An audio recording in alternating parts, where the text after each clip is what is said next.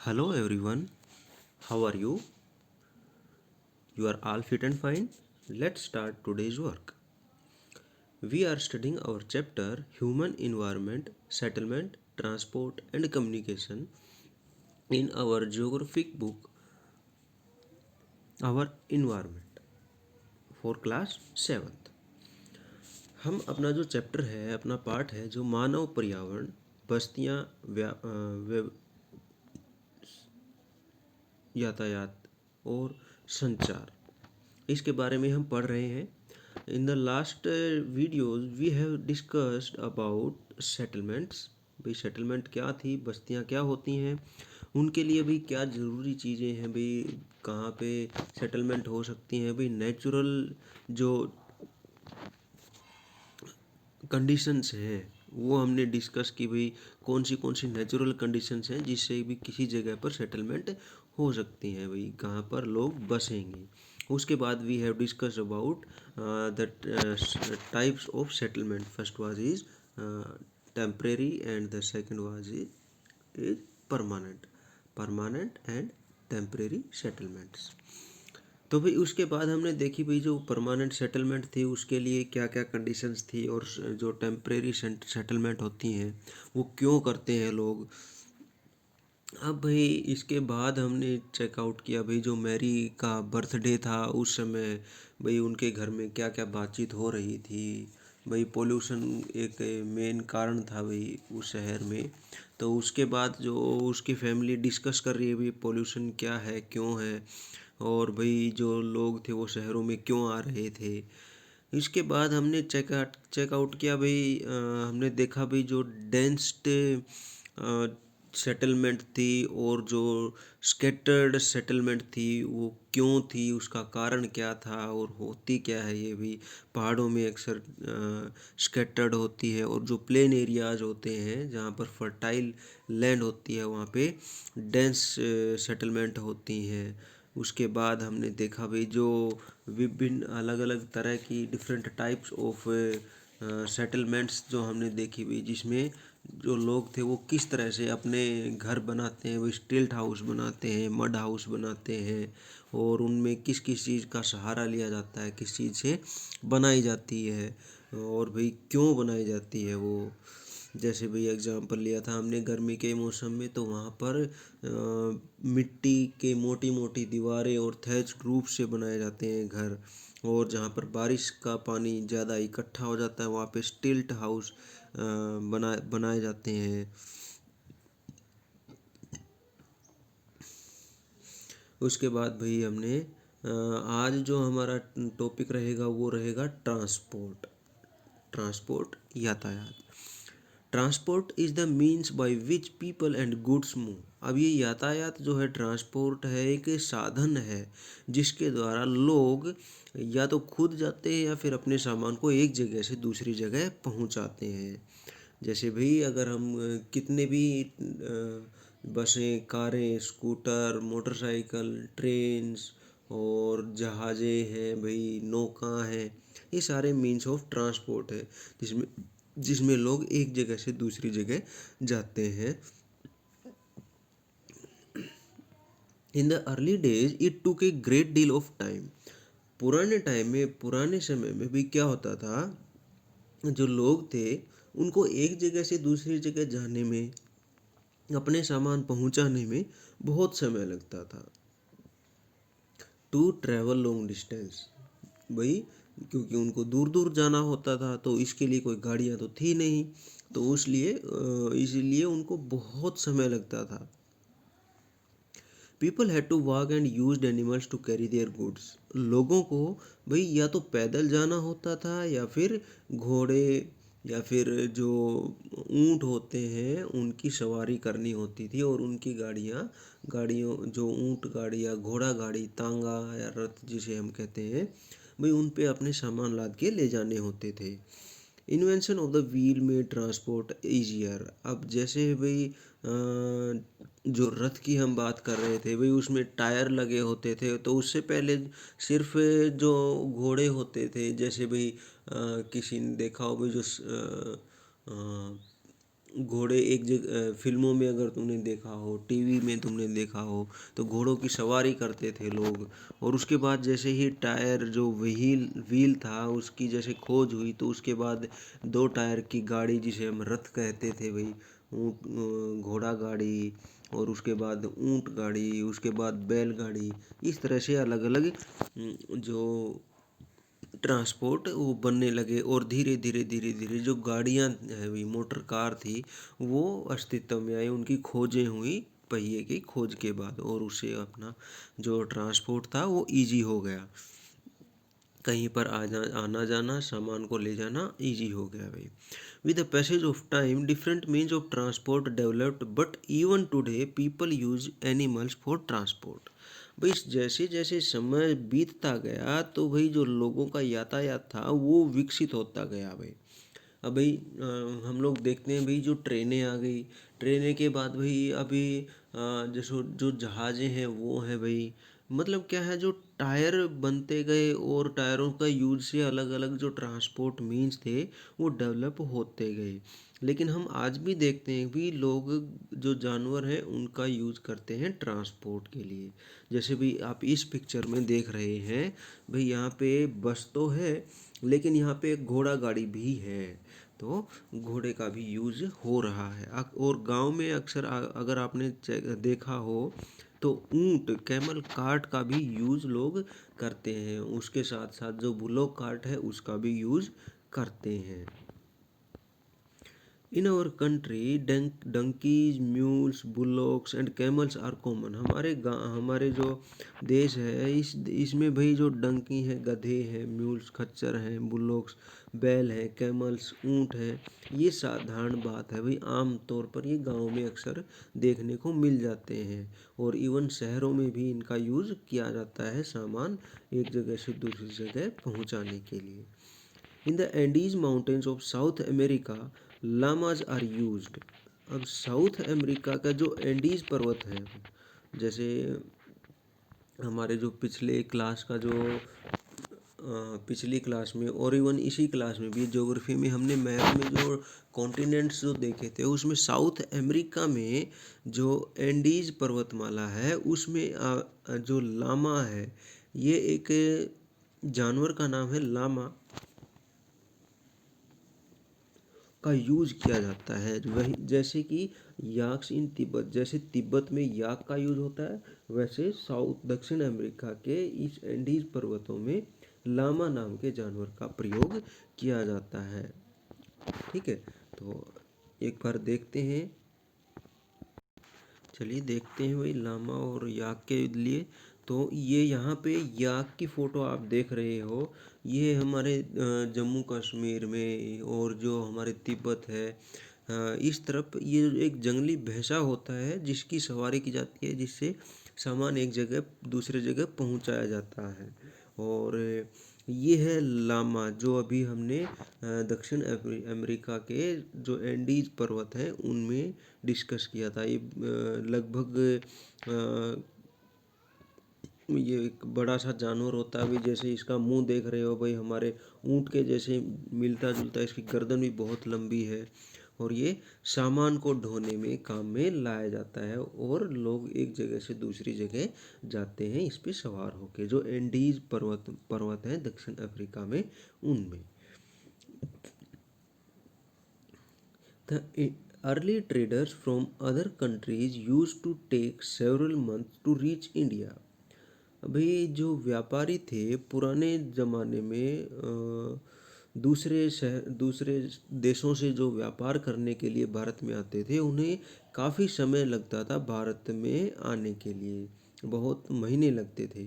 जैसे भाई जैसे हम एक मोटा मोटा एग्जांपल लेते हैं भाई अंग्रेज़ों का। तो भाई अंग्रेज जब जब आए भारत में जो अपना व्यापार करने के लिए, और जो दूसरे देश के लोग व्यापार करने के लिए आए, तो उनको कई महीनों का टाइम लगता था, करीबन 3-4 महीनों का। इवन कई बार तो भाई जब तूफान वगैरह में फंस जाते थे तो उनको सालों भी लग जाते थे। तो उसके बाद भाई दे टुक आइदर द सी रूट और द लैंड रूट।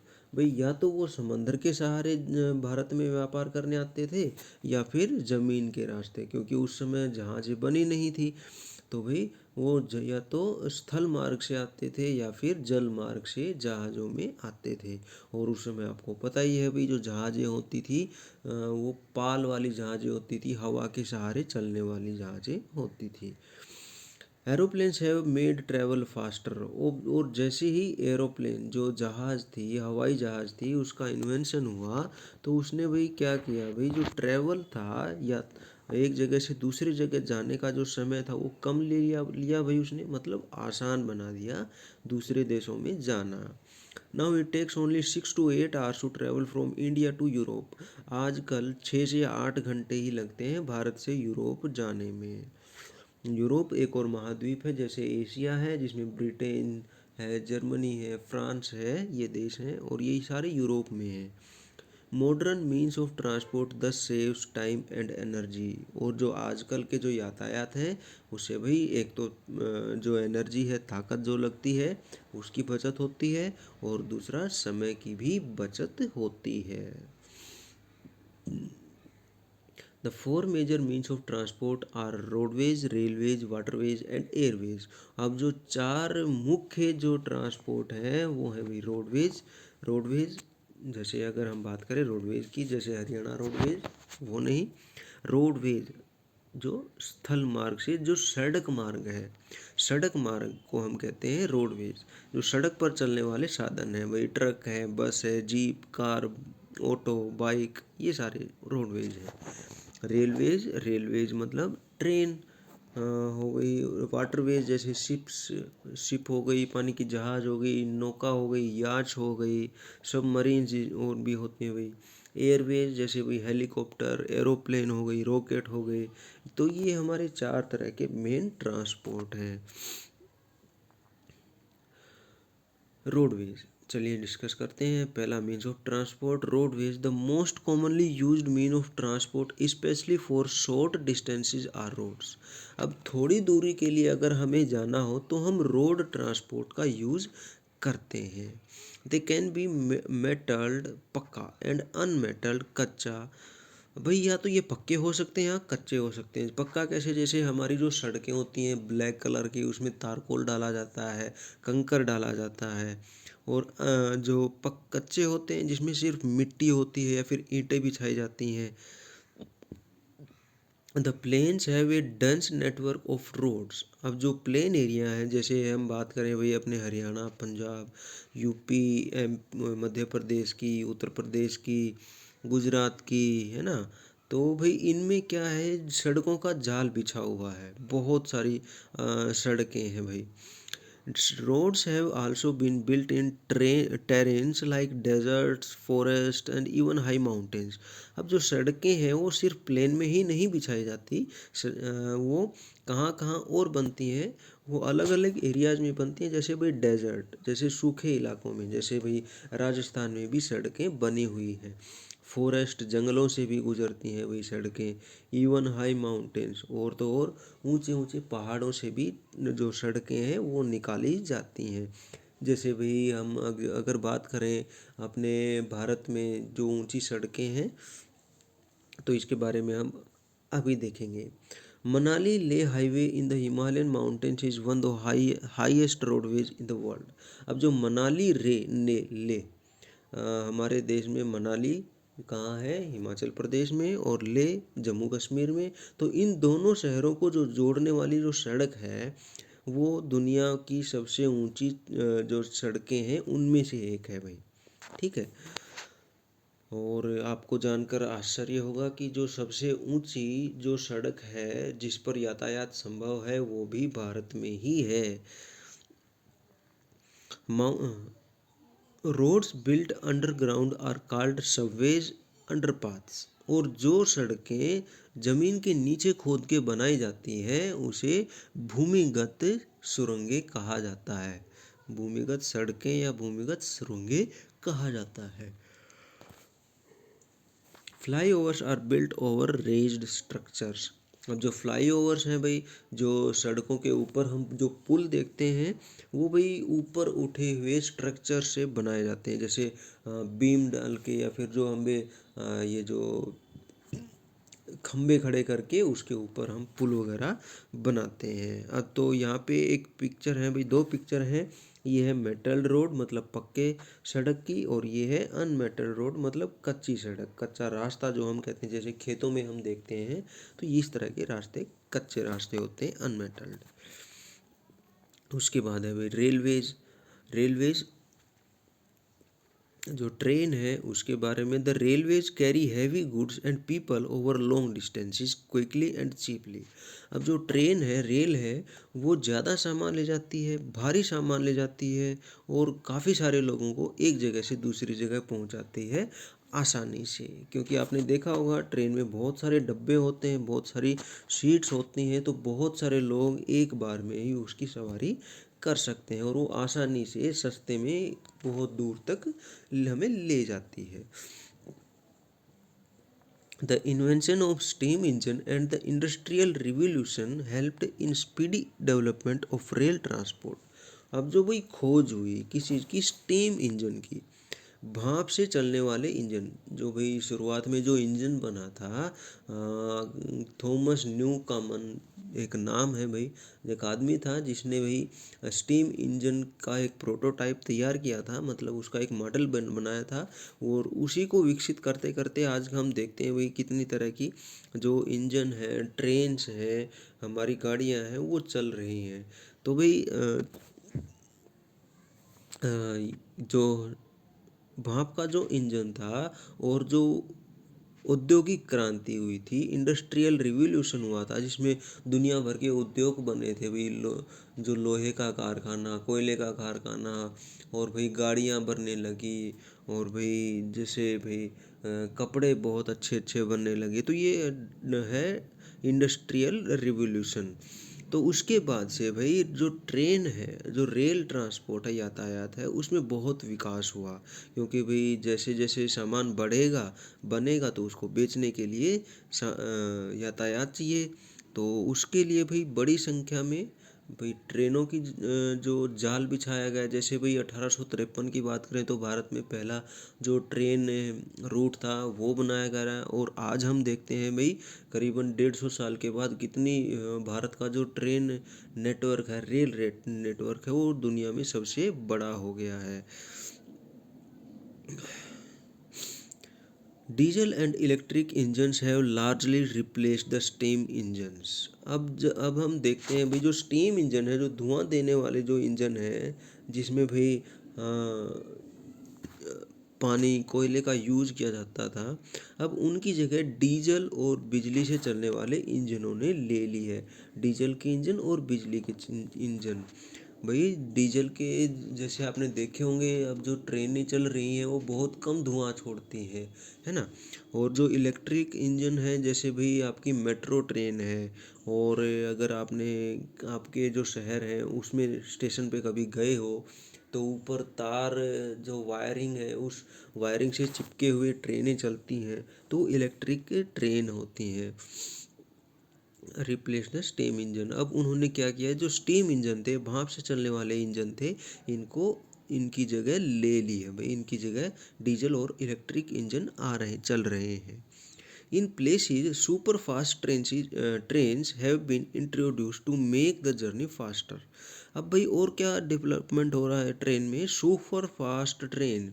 अब बहुत ही तेज़ गति से चलने वाली जो ट्रेन है, वो और भी जल्दी हमें पहुंचा रही है एक जगह से दूसरी जगह। अब आप भाई अभी लेटेस्ट आप सुन रहे हो भाई, हाइपर लूप नाम की एक ट्रेन बनने जा रही है थोड़े सालों में, जो बहुत ही तेज़ गति से चलेगी भाई, है ना। तो इसके साथ साथ जो ट्रेनों में डेवलपमेंट हो रहा है वो हम देख रहे हैं भाई। मेट्रो ट्रेन आ गई हमारे देश में, है ना। उसके बाद भी क्या बता रहा है, the railway network is well developed over the plain areas. अब जो ट्रेन है वो प्लेन एरिया में तो डेवलप हो ही रही है, और इसके साथ साथ advance technological skills have enabled laying the railway lines in difficult mountain terrains also. अब जो तकनीक है, जो उन्नत तकनीक है, आजकल की आधुनिक तकनीक जिसे हम कहते हैं, उसने ऐसा संभव बनाया है कि भाई ऊंची ऊंची जगहों पर भी वो रेलवे लाइन बिछा सकें। अब जैसे आप इस पिक्चर में देख रहे हो, ये ट्रेन जा रही है पहाड़ों में। और ये ट्रेन कहाँ है भाई? The train from Xining in Lhasa runs at an altitude of 4000 metre above sea level and the highest point is 5072 metre. अब ये जो ट्रेन है लहासा में है, जो चीन ने इसे बनाया है भाई। और इसकी जो एल्टीट्यूड है, इसकी जो ऊंचाई है सी लेवल से, वो 4000 मीटर है भाई। 4000 से भी ऊपर चलती है ये। इतनी ऊंचाई पर लगभग किसी भी देश ने अभी तक कोई ट्रेन नहीं चलाई है। और इसके जो हाईएस्ट पॉइंट है, सबसे ऊंचा जो पॉइंट है इसका, वो 5072 मीटर है समुद्री लेवल से, समुद्र के जो लेवल है उससे भाई। देखिए कितना ऊंचा इस ट्रेन को पहुंचा दिया है। But these are much fewer in number, लेकिन ये बहुत कम है भाई नंबर में। और भी तकनीकी विकास होते जा रहे हैं। Indian railway network is well develop, it is the largest in Asia. अब वही जो बात हम कह रहे थे, भाई जो भारत की रेल है वो एशिया में सबसे बड़ा रेल नेटवर्क है भाई। इससे बड़ा एशिया में कोई रेलवे का नेटवर्क नहीं है। अब रेलवे की ही बात हो रही है तो भाई यहाँ पे एक एग्जांपल लेने वाली ज़रूरी बात है भाई, बड़ी इंपॉर्टेंट टॉपिक है भाई। The Trans Siberian railway is the longest railway system connecting Saint Petersburg in western Russia to Vladivostok in the Pacific coast.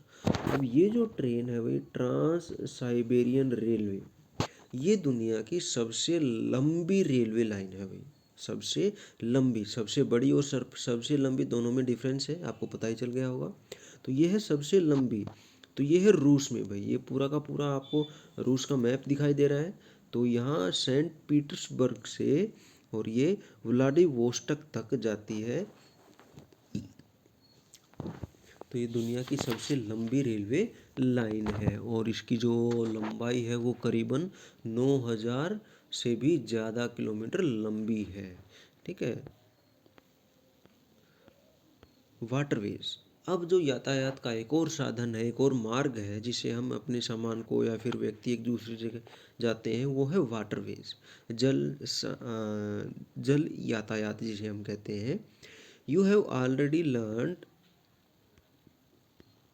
You have already learned that since early days waterways were used for transportation। भाई हमने पहले ही पढ़ा है भाई, पहले ही discuss किया है, जो पानी है वो भाई यातायात के लिए पहले ही यूज किया जाता था। वो पुराने समय से यूज किया जाता रहा है। Waterways are the cheapest for carrying heavy and bulky goods for over long distance. भाई लंबी दूरी को जाने के लिए जो जल यातायात है वो एक तो सस्ता पड़ता है और दूसरा भारी सामान को आसानी से ले जा सकता है। आपने देखा हो भाई, बड़ी बड़ी जहाज़ें चलती हैं, है ना, उसके और बड़े बड़े टैंकर चलते हैं, तेल वाहक। और जिसमें भाई कोयले की भी आपने जहाज़ें देखी होंगी, भारी भरकम। तो ये इतने भारी बड़े होते हैं और बिल्कुल आसानी से एक जगह से दूसरी जगह चले जाते हैं पानी के ऊपर। They are mainly of two types, inland waterways and sea routes. तो दो तरह के भाई जल यातायात के साधन होते हैं। एक तो देश के जो अंदर चलते हैं, मतलब भूमि के ऊपर चलते हैं, जैसे हमारी नहरें हो गई और भाई हमारी नदियाँ हो गई और जो लेक्स होती हैं। और दूसरा है सी रूट्स, और दूसरे हैं समंदर के रास्ते, सागर के रास्ते, जिसे वास्को डी गामा भारत आया था, अंग्रेज पुर्तगाली ये भारत आए थे, है ना। बड़ी बड़ी जहाज़ें जो चलती हैं। Navigable rivers and lakes are used as inland waterways. अब भाई नेविगेल नौकायान के लिए जो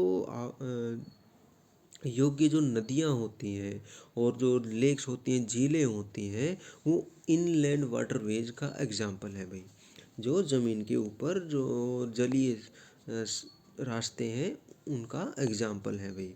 सम of the important inland waterways are the Ganga Brahmaputra river system. भारत में अगर हम देखें भी, जो गंगा ब्रह्मपुत्र जो नदी है वो एक मुख्य वाटरवे है भाई, इनलैंड वाटरवे है। उसके बाद भाई गोदावरी है भाई, उसके बाद भाई और भी बहुत सारी नदियां हैं। एंड उसके बाद the Great Lakes in North America and the river Nile in Africa. Africa की नील नदी जो कि भाई सबसे बड़ी नदी है भाई, सबसे लंबी नदी है, उसमें यातायात बहुत होता है। और जो उत्तरी अमेरिका की जो ग्रेट लेक है भाई, ये ग्रेट लेक नाम है भाई लेक का, तो उसमें भी यातायात किया जाता है भाई। Sea routes and oceanic routes are mostly used for transporting merchandise and goods from one country to another। अब जो समंदर के जो रास्ते हैं, जो समंदर की जो लहरें हैं, वो भी भाई व्यापारिक गतिविधियों को चलाने में महत्वपूर्ण योगदान देती हैं। जो समंदर में बड़े बड़े जहाज जाते हैं, एक देश से छोड़ो दूसरे देश में अपना सामान बेचते हैं, लेके आते हैं, यातायात करते हैं। तो इस तरह समंदर के रास्ते भी बहुत महत्वपूर्ण है भाई। These routes are connected with the ports. अब ये जो समंदर के जो रास्ते हैं वो पोर्ट से जुड़े होते हैं। किसे? पोर्ट, जिसे हम पत्तन कहते हैं। अब पत्तन आपको पता ही होगा, पत्तन एक ऐसी जगह होती है जहाँ पर समंदर के जहाज रुकते हैं। Some of the important ports of the world are Singapore and Mumbai in Asia, New York, Los Angeles in North America, Rio de Janeiro in South America, Durban and Cape Town in Africa, Sydney in Australia, London and Rotterdam in Europe. ये नाम है भाई। तो भारत के जो मुख्य पत्तन है वो मुंबई है, सिंगापुर है एशिया का भाई, और न्यूयॉर्क, लॉस एंजलिस ये उत्तरी अमेरिका के हैं, रियो डी जेनेरियो हैं दक्षिण अमेरिका के, डरबन और केप टाउन है अफ्रीका के, सिडनी ऑस्ट्रेलिया का है भाई, लंदन और रोटरडम है यूरोप के। तो ये मुख्य पत्तन है भाई जहाँ पर बड़े बड़े जहाज रुकते हैं और व्यापार करते हैं। You can name some more ports of the world. अब भाई हमने पहले भी पोर्ट्स के बारे में पढ़ा है भाई, हिस्ट्री में भी हमने पोर्ट्स देखे हैं, तो उनके नाम आप बता सकते हैं। उसके बाद भाई एक और जो हमारा बच गया, वायु मार्ग जिसे हम कहते हैं airways. This is the fastest way of transport develop in the early 20th century. अभी शुरुआत की जो 20वीं सदी थी, 20वीं शताब्दी थी, उसकी शुरुआत में जो जो ट्रांसपोर्ट डेवलप हुआ था वो था वायु मार्ग। और ये सबसे तेज मार्ग है भाई, सबसे जल्दी ये हमें पहुंचाता है एक जगह से दूसरी जगह। It is also the most expensive due to the high cost of fuels. अब ये सबसे महंगा भी है भाई, अगर बहुत तेज चलता है तो ये महंगा भी बहुत है भाई। सबसे महंगा यही है क्योंकि इसके लिए भाई जो फ्यूल है, जो ईंधन है, वो उच्च क्वालिटी का होता है, हाई क्वालिटी का होता है, इसलिए बहुत महंगा पड़ता है। Air traffic is adversely affected by bad weather like fog and storms. अब जो एयर ट्रैफिक है, वायु मार्ग जो है, वो भाई बुरी तरह से प्रभावित होता है। किसे? क्योंकि आसमान में है, तो आसमान में बिजली चमकती है, कोहरा होता है भाई, बादल होते हैं, तूफान आता है, तो ये इसे प्रभावित करते हैं, बड़ा खतरा होता है इसमें। It is the only mode of transport to reach the most remote and distant areas, especially where there are no roads and railways। और जितन जितन दूर दूर के एरिया में जो सड़क होती हैं, ट्रेन होती हैं, वो नहीं पहुंच पाती, तो वहाँ ये जो वायु मार्ग है ये आसानी से पहुंच जाता है। भाई आपने देखा होगा, इवन टीवी में भी आपने देखा होगा, जो हेलीकॉप्टर है भाई वो कितनी ऊंची ऊंची जगह पे जाता है।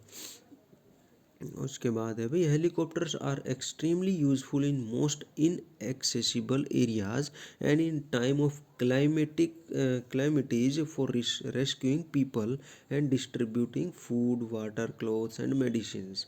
अब जो हेलीकॉप्टर है वो बहुत ही ज़्यादा यूज़फुल है भाई, उपयोगी है। किसमें?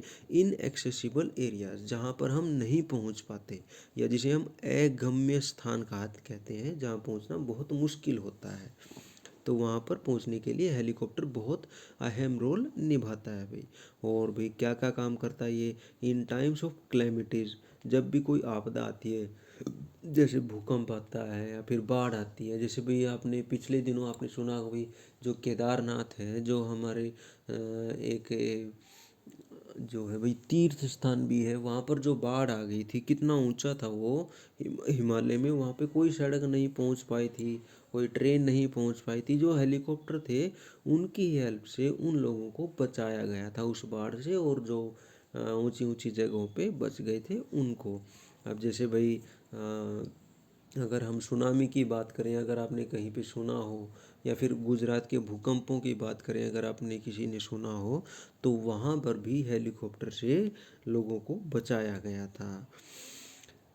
डिस्ट्रीब्यूटिंग फूड, लोगों को खाना बांटना होता है भाई, और वाटर, क्लोथ्स, मेडिसिन, तो ये सारी चीज़ें पहुंचाने के लिए हेलीकॉप्टर बहुत आसानी से काम में लाया जाता है। Some of the important airports are Delhi, Mumbai, New York, London, Paris, Frankfurt and Cairo.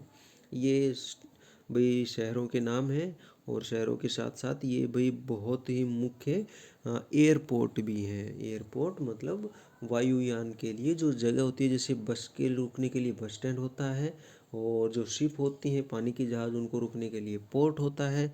वैसे ही जो हवाई जहाज़ है, उनको रोकने के लिए एयरपोर्ट होता है भाई। ठीक है, तो ये थे हमारे different means of transport: airways, waterways and landways, जो जिसमें ट्रेन्स, बसेस, रोडवेज थे। तो उम्मीद है भाई आप लोगों को समझ में आया होगा। तो इसके साथ भी हम एक और देख लेते हैं भाई, जैसे हमने डिस्कस किया भाई एयरवेज और वो जो वाटरवेज हैं, जो पोर्ट्स हमने डिस्कस किए हैं, तो उसके बारे में देख लेते हैं भाई एक बार। तो इस मैप, ये जो मैप है हमारा, इस मैप में देखिए, हाँ,